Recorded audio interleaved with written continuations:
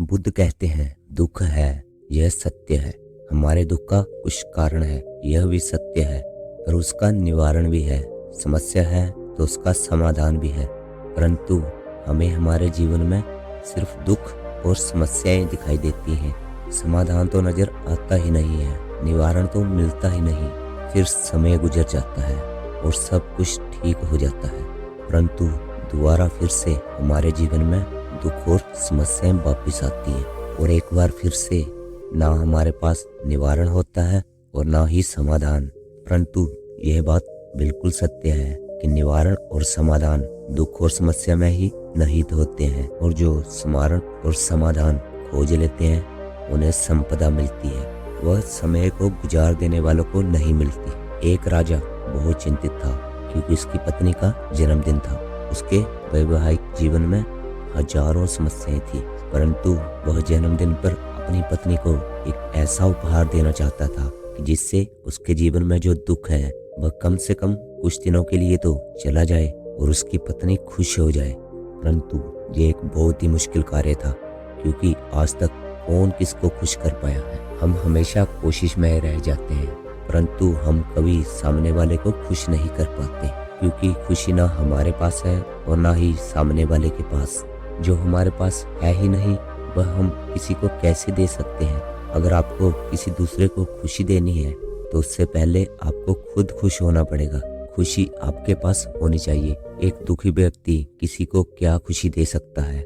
राजा ने दरबारियों के साथ बातचीत की। सभी ने अपने अपने सुझाव दिए। राजा को कोई भी सुझाव समझ नहीं आ रहा था। एक दिन राजा अपने रथ से कहीं जा रहा था। रास्ते में उसने बहुत सुंदर मूर्तियां देखी।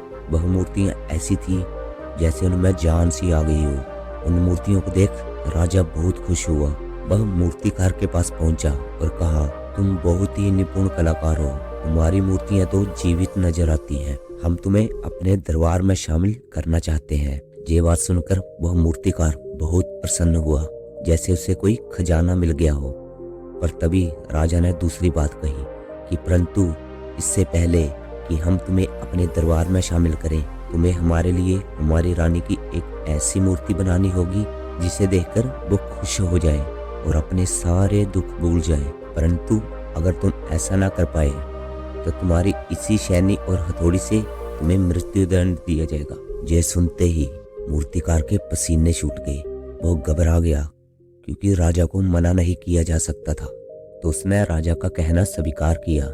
राजा खुश होकर वापस चला गया, परंतु मूर्तिकार जो अभी तक बहुत खुश था गहरे दुख में चला गया।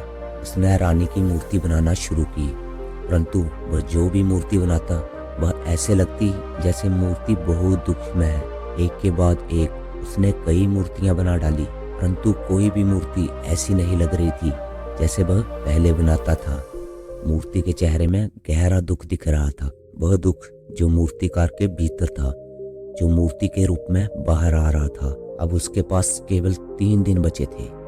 उसके हाथ पांव कांपने लगे। उसके हाथों से हथौड़ी और शैनी नहीं चल पा रही थी। उसे अपना भविष्य नजर आ रहा था कि राजा उसे मृत्यु दंड देगा। उसके बाद उसके परिवार को कौन संभालेगा। इसलिए उसने एक योजना बनाई कि वो अपने परिवार को लेकर रात को गांव छोड़कर भाग जाएगा।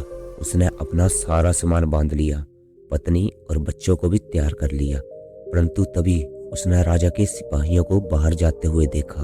वो सोचने लगा कि अगर मैं पकड़ा गया तो मेरी पत्नी और बच्चों को भी सजा मिलेगी। तब वो जमीन पर बैठ गया और रोने लगा और अपनी पत्नी से कहा कि अब तुम्हें ही इन बच्चों का और अपना ख्याल रखना है, हमारा साथ बस इतना ही था। तभी उस मूर्तिकार के दरवाजे पर एक दस्तक हुई। उसने दरवाजा खोला। बाहर एक गुरु खड़े थे। उस गुरु ने भिक्षा मांगी। मूर्तिकार ने उन्हें भिक्षा दी। मूर्तिकार को परेशान होता देख गुरु ने कहा, हमारे जीवन में दुख और समस्याएं होती हैं और उन सभी दुख और समस्याओं का निवारण भी होता है, परंतु हम केवल दुख और समस्याएं देखते हैं, लेकिन उन दुख और समस्याओं के पीछे निवारण और समाधान को हम कभी नहीं देखते। अगर ध्यान से देखोगे तो हर समस्या का समाधान है और हर दुख का निवारण भी है। भाग जाने से कुछ नहीं होगा, आंखें बंद कर लेने से भी कुछ नहीं होगा, नशा करने से भी कुछ नहीं होता। दुख और समस्याएं वहीं खड़ी रहती हैं। ध्यान देने और कर्म करने से सब बदल जाता है। यह कहकर गुरु वहां से चले गए और मूर्तिकार के जीवन में आशा की किरण जाग गई। अगले दिन मूर्तिकार राजा के पास पहुंचा। मूर्तिकार को देख राजा ने कहा, लगता है तुमने वह अद्भुत मूर्ति तैयार कर ली है। मूर्तिकार ने कहा, नहीं महाराज, अभी तक तो तैयार नहीं हुई है, परंतु उस अद्भुत मूर्ति को तैयार करने के लिए मेरा एक बार महारानी से मिलना आवश्यक है, नहीं तो मैं वो मूर्ति तैयार नहीं कर सकता, और अगर आप चाहें तो अभी मुझे मृत्यु दंड दे सकते हैं। राजा ने मूर्तिकार को महारानी से मिलवाया। मूर्तिकार ने महारानी से पूछा, महारानी, किसी औरत के जीवन में सबसे बड़ा दुख क्या हो सकता है? महारानी ने कहा, किसी औरत का मां न बन पाना उसका सबसे बड़ा दुख है। मूर्तिकार ने कहा, तो किसी औरत के जीवन का सबसे बड़ा सुख क्या है? तो महारानी ने कहा कि किसी भी औरत के जीवन का सबसे बड़ा सुख उसके पति और बच्चों का उसके पास होना। यह सुनकर मूर्तिकार खुश होकर वहां से चला गया। मूर्तिकार दिन रात अपनी मूर्ति पर काम करने लगा। 3 दिन पूरे हो गए और आखिरकार रानी के जन्मदिन वाला दिन आ ही गया। राजा के दिल में बहुत बेचैनी थी कि पता नहीं रानी को मूर्ति पसंद आएगी कि नहीं, और मूर्तिकार ने क्या वाकई कोई अद्भुत मूर्ति बनाई होगी। वह मूर्तिकार बड़ा ही खुश था। वह अपनी मूर्ति को दरबार में लेके आया। वह मूर्ति कपड़े से ढकी हुई थी। राजा ने रानी को कहा कि ये आपके जन्मदिन का तोहफा है। रानी ने अपने हाथों से मूर्ति पर से कपड़े को हटाया और उस मूर्ति को देखकर रानी की आंखों में आंसू बहने लगे। राजा को लगा कि रानी को मूर्ति पसंद नहीं आई और उसने तुरंत सिपाहियों से मूर्तिकार को बंदी बना लिया। तभी रानी ने कहा कि आप इस मूर्तिकार को छोड़ दीजिए। इस मूर्तिकार ने तो मेरा दुख और सुख एक ही मूर्ति में निकाल कर रख दिए हैं। इस मूर्ति में मेरे पति मेरे साथ हैं और मेरे हाथ में एक बच्चा है। इससे सुंदर मूर्ति, इससे सुंदर बहार मेरे जीवन में कभी नहीं आई। काश ऐसा मेरे जीवन में सही में हो जाए कि मेरे पति मेरे साथ हो और मेरे हाथ में मेरा बच्चा हो। मूर्ति को देखकर राजा को भी अपनी गलती का एहसास हुआ। राजा कभी अपनी पत्नी को सही समय नहीं दे पाता था। राजा की आंखों से भी आंसू बहने लगे। दरबार में सभी उस मूर्ति को देखकर अचंभित थे। ऐसी जीवित सुंदर मूर्ति उन्होंने आज तक नहीं देखी थी, जिसमें दुख और सुख एक साथ नजर आ रहे थे। राजा ने उस मूर्तिकार को बहुत सारा इनाम दिया और उसे अपने दरबार के मूर्तिकारों में जगह दी। मूर्तिकार ने इनाम तो स्वीकार कर लिया, लेकिन दरबार में स्थान प्राप्त करने के लिए मना कर दिया और कहा, महाराज, मेरी आपसे एक ही विनती है।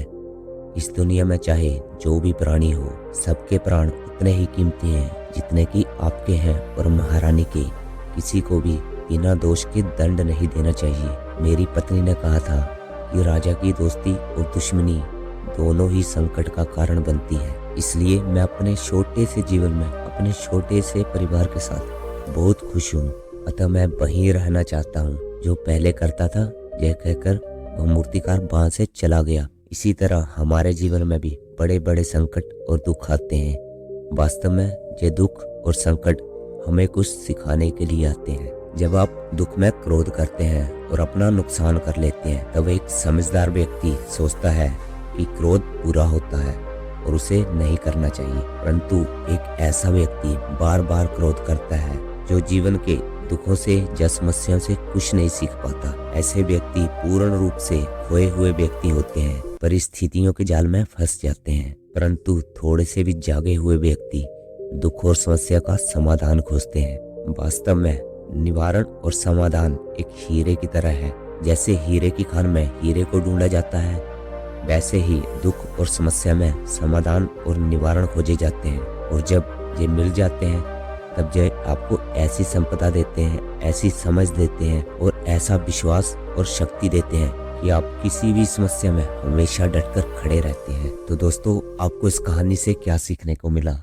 अपनी राय कमेंट करके जरूर दें, और अगर आपको हमारी कहानी अच्छी लगती हो तो हमारे चैनल को सब्सक्राइब जरूर करें। धन्यवाद।